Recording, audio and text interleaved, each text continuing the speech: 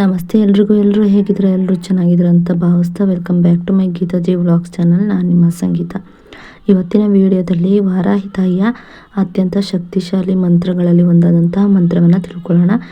ಇದನ್ನು ಪಠಿಸೋದ್ರಿಂದ ನಮ್ಮ ಹಣಕಾಸಿನ ಅಭಿವೃದ್ಧಿ ಆಗುತ್ತೆ, ಹಾಗೆ ವಿದ್ಯಾಭ್ಯಾಸದಲ್ಲಿ ಮುಂದುವರಿಬೋದು.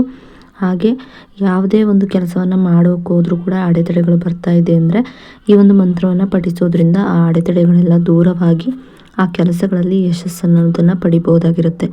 ಇನ್ನು ಆ ಮಂತ್ರ ಯಾವುದು, ಆ ಮಂತ್ರವನ್ನು ಪಠಿಸೋದಕ್ಕೆ ಇರುವಂತಹ ನಿಯಮಗಳು ಯಾವುದು, ಹಾಗೆ ಆ ಮಂತ್ರವನ್ನು ಎಷ್ಟು ಬಾರಿ ಪಠಿಸಬೇಕು, ಹಾಗೆ ಯಾವ ಸಮಯದಲ್ಲಿ ಆ ಮಂತ್ರವನ್ನು ಪಠಿಸಬೇಕು ಅನ್ನೋದನ್ನು ಸಂಪೂರ್ಣವಾಗಿ ಎಲ್ಲವನ್ನು ಕೂಡ ಈ ಒಂದು ವಿಡಿಯೋ ಮೂಲಕ ನಾನು ನಿಮಗೆ ತಿಳಿಸ್ಕೊಡ್ತಾ ಇದ್ದೀನಿ.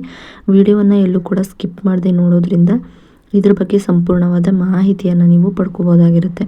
ಈ ವಾರಾಹಿ ತಾಯಿಯ ಮಂತ್ರವನ್ನು ಪಠಿಸೋದಕ್ಕೆ ಇಂತಿಷ್ಟೇ ನಿಯಮ ಅಂತ ಏನೂ ಇರೋದಿಲ್ಲ. ಆದರೂ ಕೂಡ ಕೆಲವೊಂದು ನಿಯಮಗಳನ್ನು ನೀವು ಪಾಲಿಸಲೇಬೇಕಾಗುತ್ತೆ. ಆ ನಿಯಮಗಳಲ್ಲಿ ಮೊದಲನೇದಾಗಿ ನೀವು ನಾನ್ ವೆಜ್ಜನ್ನು ತಿಂದಂಥ ಸಮಯದಲ್ಲಿ ಈ ಮಂತ್ರಗಳನ್ನು ಪಠಿಸಬಾರ್ದು. ಹಾಗೆ ಹೆಣ್ಮಕ್ಳು ಮುಟ್ಟಾದಂಥ ಸಮಯದಲ್ಲಿ ಈ ಒಂದು ಮಂತ್ರಗಳನ್ನು ಪಠಿಸಬಾರ್ದಾಗಿರುತ್ತೆ.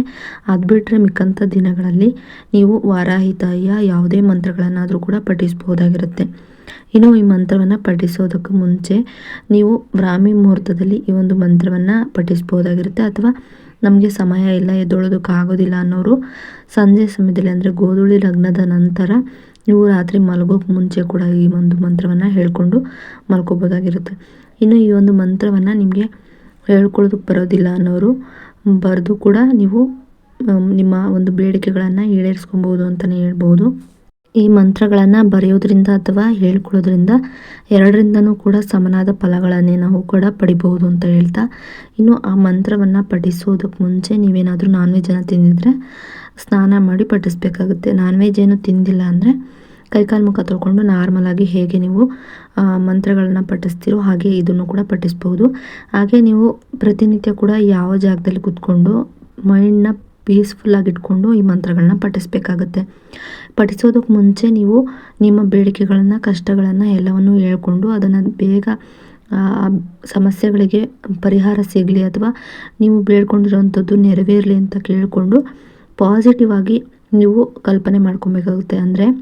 ಅಂದರೆ ನೀವು ಏನೇ ಒಂದು ಬೇಡಿಕೆಗಳನ್ನ ಇಟ್ಕೊಂಡಿರ್ಬೋದು ಅಥವಾ ಏನೋ ಒಂದು ನೀವು ವಸ್ತುಗಳನ್ನ ತೊಗೊಬೇಕು ಅಂತಿರ್ತೀರ. ಇದು ಈಗಾಗಲೇ ಆಲ್ರೆಡಿ ಆ ವಸ್ತುನ ನಾನು ತಗೊಂಡಿದ್ದೀನಿ, ನನ್ನ ಹತ್ರ ಆ ವಸ್ತು ಇದೆ, ಅದರಿಂದ ನನಗೆ ತುಂಬಾ ಖುಷಿಯಾಗಿದೆ, ಅದರಿಂದ ತುಂಬಾ ಸಹಾಯ ಆಗಿದೆ, ಅದು ಸಿಕ್ಕಿರೋದ್ರಿಂದ ನನಗೆ ತುಂಬಾ ಹೆಲ್ಪ್ಫುಲ್ ಆಗಿದೆ, ಅದರಿಂದ ನನಗೆ ತುಂಬಾ ಒಳ್ಳೆಯದಾಗ್ತಿದೆ ಅಂತ ಈ ರೀತಿಯಾಗಿ ಪಾಸಿಟಿವ್ ಆಗಿ ಹೇಳ್ಕೊಂಡು ನೀವು ನಿಮ್ಮ ಬೇಡಿಕೆಗಳಾಗಿರ್ಬೋದು, ವಿಶ್ ಆಗಿರ್ಬೋದು ಅಥವಾ ನಿಮ್ಮ ಸಮಸ್ಯೆಗಳನ್ನು ಹೇಳ್ಕೊಬೇಕಾಗುತ್ತೆ. ಈ ರೀತಿಯಾಗಿ ಆದ ನಂತರ ನೀವು ಈ ಒಂದು ವಾರಾಹಿ ತಾಯಿಯ ಮಂತ್ರವನ್ನು ಹೇಳ್ಕೊಬೇಕಾಗುತ್ತೆ.